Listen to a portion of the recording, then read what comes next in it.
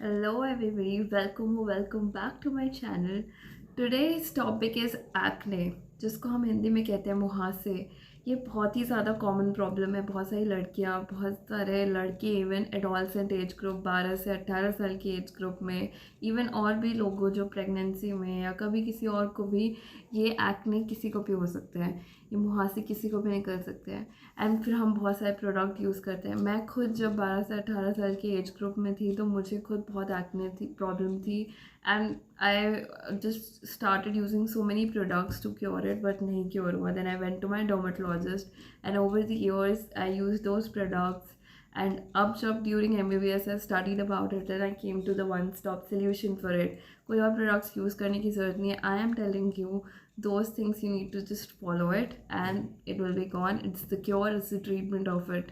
All right, so firstly जान लेते हैं एक्ने होता क्यों है। तो हमारे जो पाइलोसेबेशियस यूनिट होता है, जिससे हेयर फॉलिकुलर सीबम ऑयल, जो स्किन पे बाल और स्किन पे जो ऑयल निकलता है, वो वाला यूनिट जब ब्लॉक्ड हो जाता है ड्यू टू एंड्रोजन या हाइपर केरेटिनाइजेशन की वजह से, तब हमें एक्ने होता है। और भी फैक्टर्स है जो मॉडिफाई करते हैं, जैसे गर्म क्लाइमेट, जब हॉट एंड ह्यूमिड क्लाइमेट होता है, गर्मी होती है, या जब हम हाई ग्लाइसेमिक इंडेक्स वाले फूड लेते हैं, जिनकी लिस्ट ये है, ये वाले फूड लेते हैं, मिल्क एंड मिल्क प्रोडक्ट्स लेते हैं उनसे, या हम जब इमोशनल स्ट्रेस में हैं, कुछ साइकोलॉजिकल फैक्टर्स हैं, या जब हम कोई कॉस्मेटिक फेशियल कॉस्मेटिक्स यूज़ करते हैं, कभी कभी जेनेटिक भी होता है। और जो गर्ल्स हैं प्री मेंस्ट्रुअल, उनको फ्रेयर्स होते हैं या PCOS से सफ़र कर रही होती है, तो उन लोगों को ये बहुत सारे एक्ने की प्रॉब्लम्स होती हैं।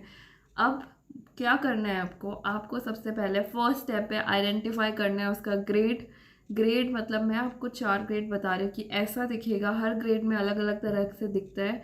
उसके बाद आइडेंटिफाई करना ग्रेड 1 एक्ने, जो कि ऐसा दिखता है। इसमें आपके स्किन कलर के, जैसे आपकी स्किन की कलर है उसी त्वचा की सेम कलर के सफ़ेद और काले दाने अगर जैसे दिख रहे हैं, और ये उभरे हुए बहुत ज़्यादा नहीं रहते हैं, लाल भी नहीं रहते हैं, बस ऐसे ही दिखते हैं, ठीक है। वाइट या ब्लैक हेड्स जैसे हम कह रहे हैं, वैसे ही दाने आपके स्किन पे अगर दिख रहे हैं तो वो ग्रेड 1 है। ग्रेड 2 में क्या होता है कि ये दाने थोड़े मोटे बड़े से हो जाते हैं, लाल लाल हो जाते हैं, जिसे हम पैप्युलर लीजन्स कहते हैं। तीसरे ग्रेड में क्या है जो कि ऐसा दिखता है, इसमें पस फिल्ड हो जाते हैं, तो सफ़ेद ऊपर आपको उसके ऊपर सफ़ेद दिखेगा और मोटा सा दाना होगा, सफ़ेद सफ़ेद टाइप सा, उसमें से पस जैसा मवाद टाइप सा निकल रहा होगा, दिखेगा, ठीक है। और चौथा ग्रेड होता है जिसमें 2-3 दाने मिल के बड़े हो जाता है, तो वो नोड्यूल टाइप बन जाते हैं। तो नोड्यूल टाइप, बड़ा से बड़े बड़े बहुत मोटे मोटे दाने अगर हो जाते हैं तो नोड्यूल टाइप, तो वो ग्रेड 4 होता है। और हर ग्रेड का अलग अलग ट्रीटमेंट है, मैं सारे ग्रेड का अलग ट्रीटमेंट बता रही हूँ, तो ध्यान से। अब हम सबसे इम्पॉर्टेंट पार्ट पे आ जाते हैं, ट्रीटमेंट।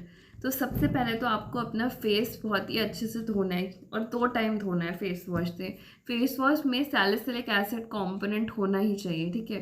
तो सैलिसिलिक एसिड के लिए मैं ये रेजिग्लो सैलिसिलिक एसिड और ग्लाइकोलिक एसिड वाला यूज़ करती हूँ।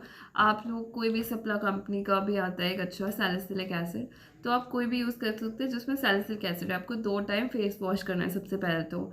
उसके बाद आपको हाई ग्लाइसेमिक इंडेक्स वाले जो फूड हैं ये सब नहीं खाना है, ये सब कंज्यूम नहीं करना है। और आपको जो भी कॉस्मेटिक लगा रहे हैं फेस पे वो वाटर बेस्ड हो, कोई भी हाई सोडियम या पोटेशियम बेस या कुछ भी और कंटेंट उसमें ना हो जो कि आपके फेस पे और एक्ने करवा दे, ठीक है। मोस्टली अवॉइड कीजिए कोई भी ऐसी चीज़ें यूज़ करना जब तक आप ट्रीटमेंट में हैं। अब हम स्पेसिफिक ट्रीटमेंट पे आ जाते हैं हर ग्रेड के अकॉर्डिंग।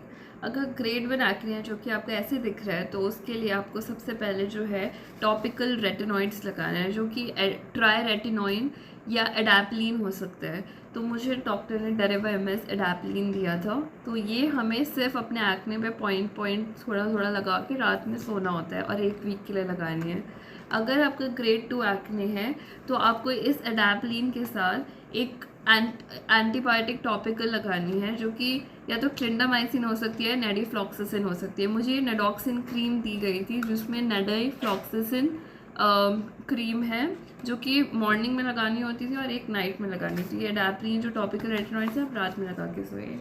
अब अगर आपका ग्रेड 3 एक्ने है तो उसमें आपको ओरल एंटीबायोटिक खानी पड़ेगी विद दिस टॉपिकल रेटिनॉइड। ये आप रात में लगा रहे हैं, आप एक एंटीबायोटिक खाओगे, वो इसमें से डॉक्सीसाइक्लिन या एजिथ्रोमाइसिन खा सकते अगर आपको ग्रेड 4 एक्ने है तो उसमें आपको ओरल सिर्फ एक मेडिसिन खानी है जो कि ओरल रेटिनॉइड्स हैं, जिसकी ड्रग आइसोट्रेटिनोइन के नाम से आती है and it is a drug of choice for it. आपको ये प्रेगनेंसी में नहीं खानी है। प्रेगनेंसी के कंसीव करने से 28 डेज़ पहले, 1 महीने पहले ही आपको ये दवाई बंद कर देनी है। और ये आपको ये टेराटोजेनिक है, इसलिए आपको प्रेगनेंसी में नहीं खानी है। I hope you understand the protocol. आपको कुछ भी नहीं समझ आया, you can message me. Her cheese description box में लिखी होगी and see the video again. कहीं भी कन्फ्यूजन होती है, हर चीज़ की इमेजेस है, हर चीज़ समझाई गई है। And anything you want to ask, anything you want to say, you can message me in the comment section or WhatsApp me. And thank you for watching the video. I hope you understood. I hope it's helpful for you. Like, subscribe and share, and it will help to other people as well. And thank you for watching.